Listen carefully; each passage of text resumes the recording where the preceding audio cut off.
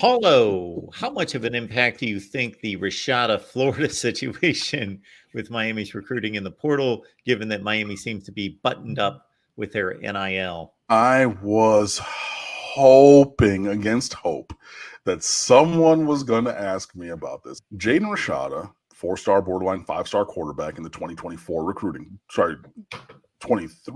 class, was committed to Miami and then apparently bought up off of his commitment by the University of Florida. And they reneged on all of the finances from that. And he ended up going to Arizona State and, got injured there. He has since transferred to Georgia and is now suing Billy Napier, the University of Florida coach, individually and personally named, as well as the university, the athletic department, the collective, all these things, saying, and it's one thing when you talk about like recruiting pitches and whatnot. You can tell that he has retained counsel because Jaden Rashada through his lawyer is saying, not that he was lied to, not that this was just, he said, she said, saying that Billy Napier personally, the University of Florida and their collectively, intentionally defrauded him of 13.9 or point whatever $1 million. That whole NIL thing, the story on The Athletic and everywhere else that, oh my God, this kid had a $13 million NIL deal, and then like Florida decided not to pay it, and they're da-da-da-da-da. He said, hey, that's your right in Providence to decide not to pay me, but now I'm going to sue you for defrauding me. So part of the story, and I read all of it, goes, Rashada was committed to Miami, paid $150,000 through NIL, through Life Wallet and John Ruiz. Billy Napier then goes in home with Jaden Rashada and his father Harlan, and says, in so many words, we want you at the University of Florida, and I will commit to you now that we will deliver $1 million if and when you sign with us on signing day. So leave that commitment to Miami, come to Florida. We were going to give you $1 million now, and that is in the guise of this 13.95 or whatever it is $1 million contract. And with that, he said, look, even if you got $150 from Miami's collective, we'll give you $150,000 to repay to John Ruiz. Now, if you're thinking about that, wait, so you're going to give me $150,000 to give to somebody else who is giving me $150,000. So like they're getting $150,000 back, but like I'm keeping $150,000, but you're facilitating the repayment. So like you're winning on both sides. You get to keep your $150. We'll give you $150 to give to them, pay you $1 million when you sign, and ratify this 13 point whatever $1 million contract. Understandably, Jaden Rashada says, sold. Absolutely. Give me that. And so he's like, okay, cool. I have no fiduciary connection to a Life Wallet anymore. I've repaid the $150,000. I'm going to sign with the University of Florida. I fully expect everything. And then none of what Billy Napier is purported to have said actually came to pass. Hence, what has led us to the spot where Jaden Rashada, a current player at the University of Georgia, is suing the coach at the University of Florida. And Jaden Rashada, in his portal recruitment, reportedly told Kirby Smart about this months ago and said, hey, I'm working on a lawsuit. I'm going to sue them. And Kirby Smart said, cool, that ain't got nothing to do with me. Bring your ass. Let's go. Go Dogs. Right? So that's to lay the stage on, or set the stage on where we are. In terms of Miami comes out smelling like a rose. We follow every single like letter and intent of the law with NIL. We meet our financial obligations without fail, always. You have not heard a player say, and we've heard this about plenty of other teams, plenty of other schools, plenty of other collectives. Oh, I didn't get my money and they promised me and we had a contract and I didn't. You never hear that about Miami, right? So yes, Paulo, Miami, I do believe, has NIL buttoned up. Like what we say, like our word is our bond, what is on those contracts, what has been committed to these players is paid. Now, there have probably been some guys, Henry Parrish, who have left looking for more money.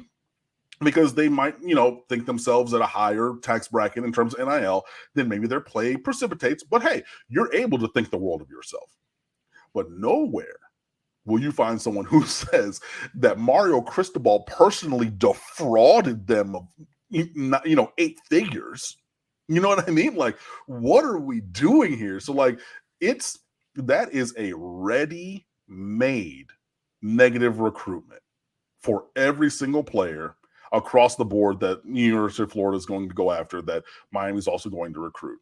Hey, I don't even need to tell you. I'm going to give you this. Well, I was going to say article, but like kids don't read articles. I'm going to give you this infographic about the situation that's alleged. Because, hey, again, this other player at another school says that their coach defrauded him of generational money. Like, it's a thing, and it's going to have an impact on the University of Florida because, like, their recruiting and their collective thing, shambles for sure. And this is the thing that you have to answer. You ever seen that commercial with the guy who's like interviewing for a job and they're going to give him the job and then they bring up his Google results and like all this negative stuff? He's like, oh, that's so wrong. And this is not wrong.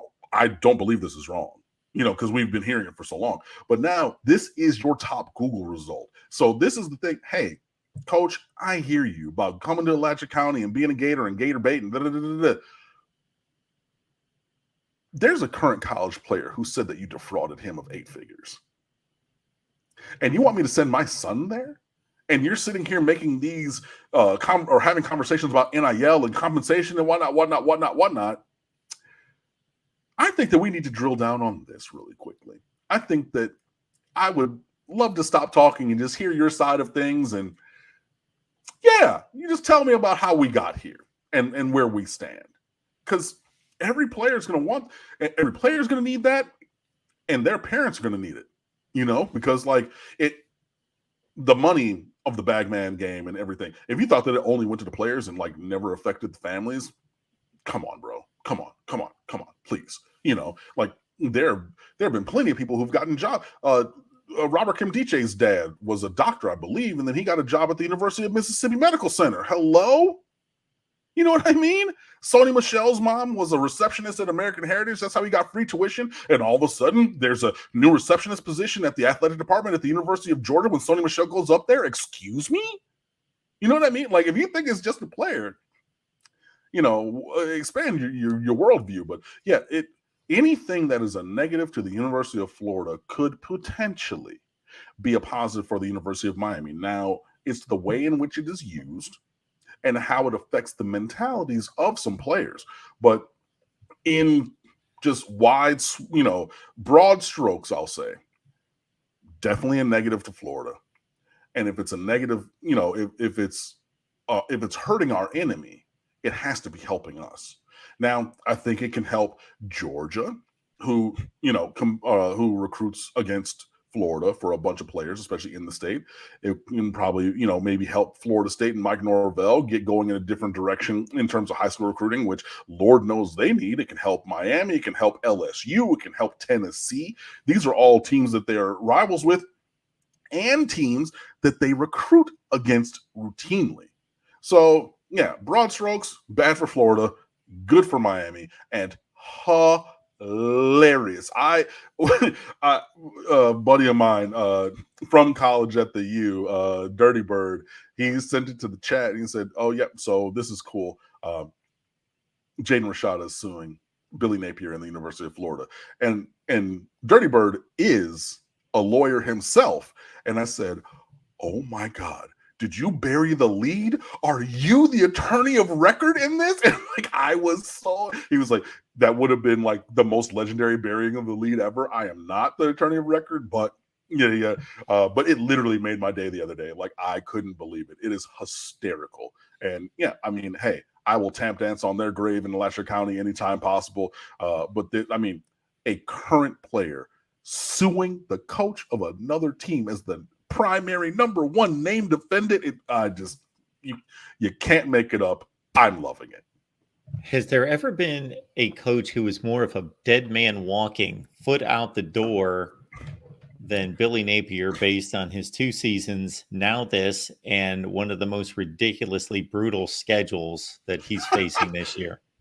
I mean, there's been very few. You know, yeah, very few, if any. It was not maybe the same collection of things, but you know, I grew up in Michigan, Michigan man, or Michigan fan. I'm not a Michigan man because I went to Miami, but like a Brady Hoke, like a Rich Rodriguez at the end of their time at Michigan, like it was very clear that like that, you know, Lane Kiffin got left on the runway. You know what I mean? Like there were some things, but like heading But where you into could a see season, it 6 right? months in Yeah, advance? that's what I was about to say. Yeah, seeing it this far in advance and being like, yeah, I mean, it's one thing when like you don't even know that you're in danger. You know, you have the, what is it called? The sword of Damocles, you know, the sword that's hanging by a thread over your head and you're unaware of it. You know, like look that up. It's, you know, Greek mythology. You're welcome. But like, yeah, so like, oh, like I can be happy to go lucky and not know that I'm in danger. But like, yeah, we all see this coming. I don't think that he's going to make it till Halloween because their game, I think their 6th game is on October the 30th. If I go to Miami's schedule this year, FB schedules, I click on their schedule, close that pop-up. Miami, Samford, Texas A&M at Mississippi State, bye week September 28th, UCF at Tennessee, and then Kentucky on homecoming October 19th.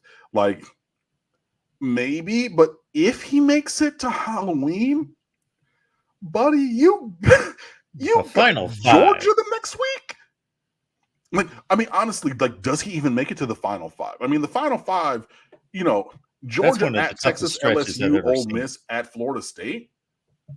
RIP just killed the club. I mean, like, maybe you hang the losses on this guy because you know that he's going to go out, but like, whew, buddy, rough times ahead. And also, my God, Miami, if you guys are not working 35 hours a day, because I swear, oh God, I'm not even going to say what I was going to. It's 1-0 on August the 31st. It can be nothing else because if it's it has to be that. I'm not even going to say. I'm not even going to think it. I'm not going to say the contrary to that. But yeah, August 31st, Miami Hurricanes 1-0. I will only hint the contrary because you brought it up, and it would be 2016 all over for Miami because of a particular team that they lost to that had a ridiculously bad record. Right, exactly. That would be replacing the Notre Dame 4-8. Yeah, but I mean, just it has to be that. So it'll be very interesting. But yeah, man, never trust a lizard. They are slippery. So says Falconer TRX. Fair point. Fair point. Lots of double entendres and triple entendres in today's show. You guys have been on it with the wordplay. I appreciate you guys, and I see you.